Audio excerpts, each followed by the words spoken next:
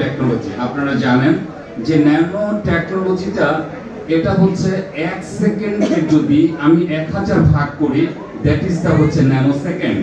এবং 1 ন্যানোমিটারকে 100 কোটি ভাগের 1 ভাগ যেটা করা হয় সেটাই হচ্ছে ন্যানো টেকনোলজি।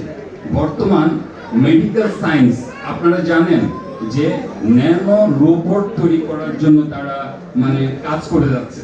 ন্যানো রোবটটা হচ্ছে এটা 2 দিন পরে, ওনারা এখনো এটা অন দি প্রসেস।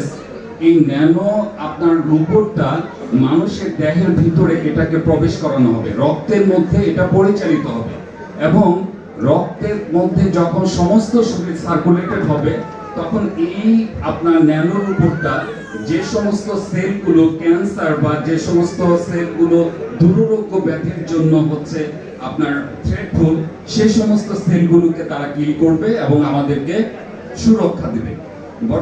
বর্তমান দেখেন এন্টিএজিং টেকনোলজি, ন্যানো টেকনোলজির ক্ষেত্রে আপনি খেয়াল করবেন মানুষের বয়স বাড়ার সাথে সাথে কোষের সংখ্যা কিন্তু ডে বাই ডে সেগুলো কিন্তু আপনার উইক হয়ে যায়।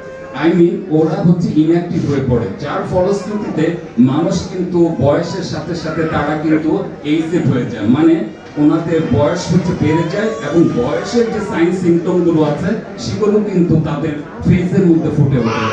ন্যানো টেকনোলজি, যে টেকনোলজি ইউজ করার মাধ্যমে মানুষের বয়সটাকে ডিলে করে দেবে, সেই হচ্ছে টেকনোলজিটা হচ্ছে আমাদের ন্যানো টেকনোলজি। যে প্রোডাক্টটা আছে আমাদের হচ্ছে মিক্স প্রিমিয়াম বেরি জুসটা, ন্যানো টেকনোলজির মাধ্যমে প্রোডাক্টটা এটাকে ম্যানুফ্যাকচার করা হয়েছে এবং যেখানে রয়েছে 28টি ইনগ্রেডিয়েন্টস।